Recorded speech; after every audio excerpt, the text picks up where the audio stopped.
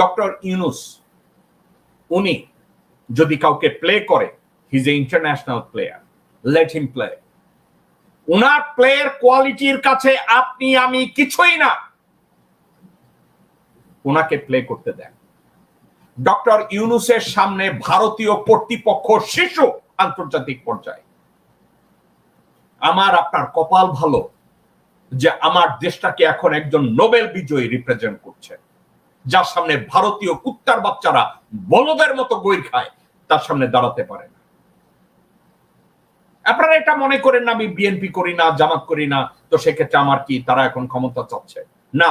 আমি এটাও চাই না ডক্টর ইউনুস 20 বছর ক্ষমতায় থাকুক, কারণ ওনার বয়স 84 বছর। কিন্তু একটা জিনিস, এই মুহূর্তে ওনাকে নিয়ে যে দানবীয় খেলা চলছে এটা বন্ধ হোক।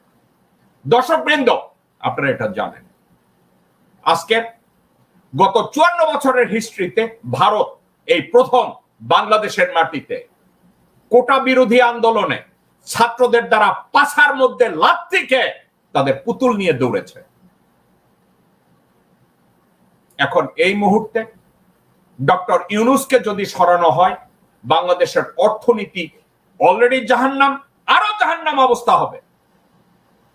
বাংলাদেশের সবকিছু ভঙ্গুর, এর চেয়েও খারাপ অবস্থায় যাবে। মির্জা ফখরুল ইসলাম আলমগীরের মতো লোকের কথা কারোই শোনা উচিত। বিএনপির মতো রাজনৈতিক দলের কথা এই মুহূর্তে আদৌ শোনা উচিত না। আমি বিএনপির বিপক্ষে যাচ্ছি না, আমি বিএনপির পক্ষে থাকছি। এই মুহূর্তে বিএনপি সরকার গঠন করলে ভারত তাদেরকে আওয়ামী লীগের চেয়েও কঠিন ভাবে ব্যর্থ করবে।